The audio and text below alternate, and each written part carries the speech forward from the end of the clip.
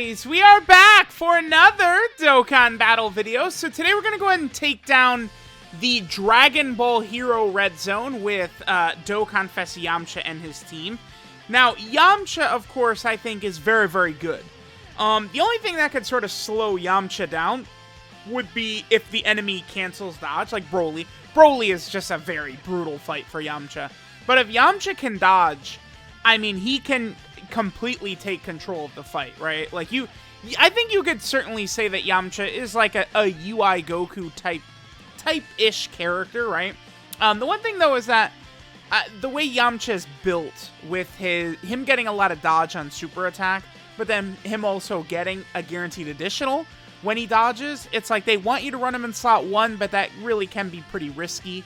I think if you give him a full dodge build, though, you have a much better chance of sort of making that successful. Now, one thing that is very good for Yamcha is they gave him Yajirobe on his banner. Yajirobe is a god, just ridiculous. But on top of Yajirobe, they made Yamcha like sort of want to work with his category. But guess what the thing is about Yamcha's category? It's one of the stronger categories. Like, all the categories in 2022 are very good, right? They're either categories that should exist, like Saiyan Saga, or there's something super good like this, Warriors Race on Earth, or Bond of Parent and Child, right? And it's just like Yamcha, you know, you can have these flashes where Yamcha could quadruple super, quadruple crit, and it could just be absolutely ludicrous, right? The amount of damage that Yamcha could just throw down at any given moment. I like Yamcha. He's able to do a huge amount of damage. In this Golden Cooler fight, Yamcha has type advantage. So it's just, Yamcha is also, like, he's super powerful, supercharged his first 2 turns. So, like, especially in the Heroes Red Zone, Yamcha's able to do this and put up these type of numbers and really look this good depending upon the way things go, right? Like, you just see the amount of damage he could put up. And it's just like, this fight just goes, like, our team is super powerful. This fight just goes down very fast.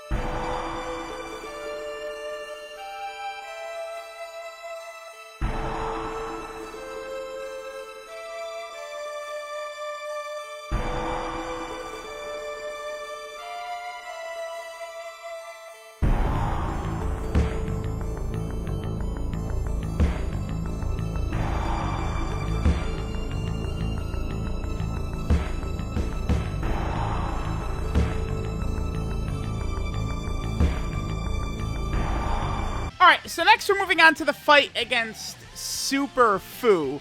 Now, again, Yamcha's team is very good, but specifically these Heroes Red Zone stages are pretty short and sweet, right?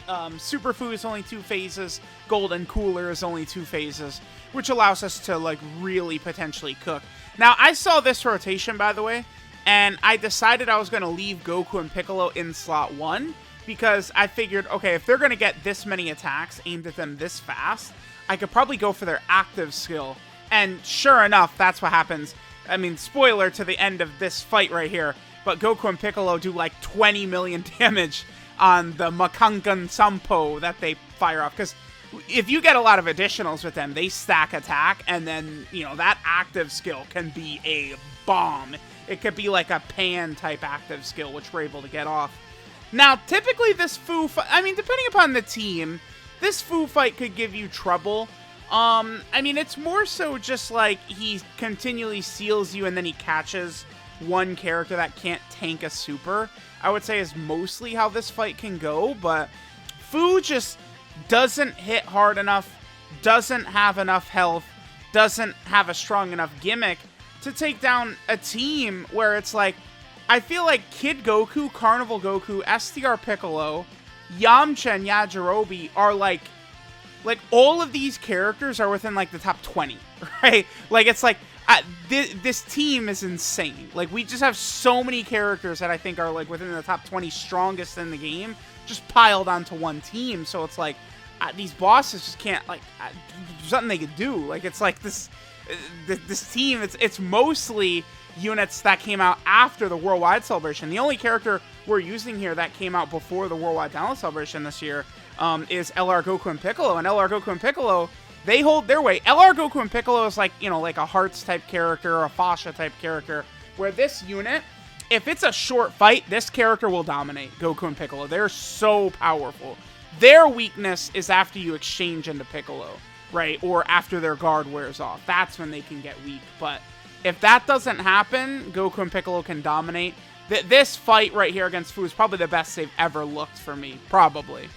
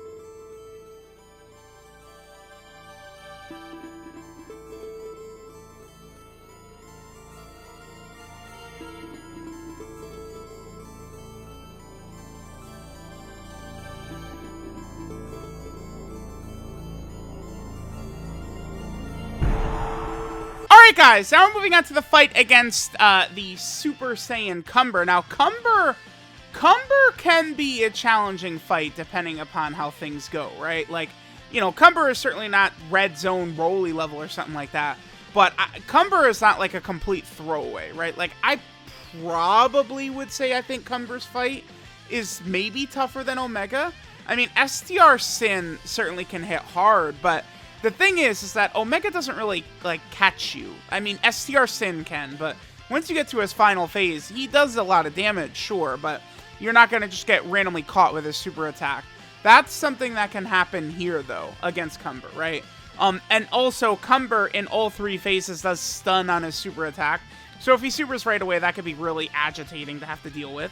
Cumber also does increase his damage in his Great Ape form. Now, typically, right, the way you want to build your team fighting a lot of these really tough Red Zone stages, so, you know, Final Form Cooler, Metal Cooler Core, Broly, Omega, Bojack, you know, these types of fights, you really want to play towards the final phase enemy's weakness. You know, Broly is AGL, Bojack is attack, right? So you want to bring type advantage characters.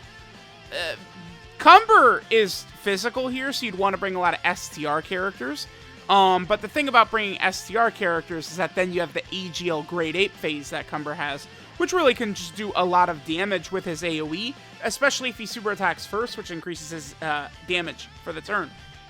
But here's the thing. Yamcha's team is so broken, where we're using all these post-Worldwide Download Celebration characters, we didn't need to come in here with a full STR team, so it didn't matter. It doesn't, like, it's like Carnival Goku, Piccolo, like, these characters are fine against Super Saiyan Cumber, right? Like, we're totally cool. So, it's like, whereas this can be tricky, right, sometimes, because, like, Great Ape Cumber could do some damage, you know, if you're not careful. I mean, against, who is Cumber damaging? Which character is he hurting here? Anyone in the class want to raise their hand? Let us know. Carnival Goku? Piccolo? Kid Goku?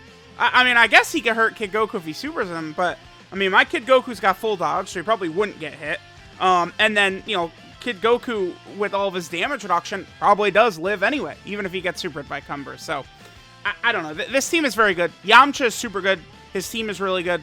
Yamcha is, like, a good... I feel like he's a good power level. I feel like they could have made him slightly better. Just make his dodge chance 70 instead of 50, I think is all I would be totally fine with that. I would feel a little bit stronger about Yamcha if he had a 70% chance to dodge, but he's still very good. Yamcha is definitely one of the top Dokkan Fest TURs in the game. I think they did a really good job with Yamcha, and this Heroes run was a joke. All three of these fights, like, this is like, it's not like, oh, it was one try. It's like, it was an effortless one try on all three fights. Like, it's like not even paying attention. Like, the enemies can't even damage us. The enemies can't do shit to us. Like, look at this. Look, like, what is Cumber supposed to do? Right? He dies. That's it. So, let me know what y'all think. Just Yamcha makes a mockery of the Heroes Red Zone. It's hilarious.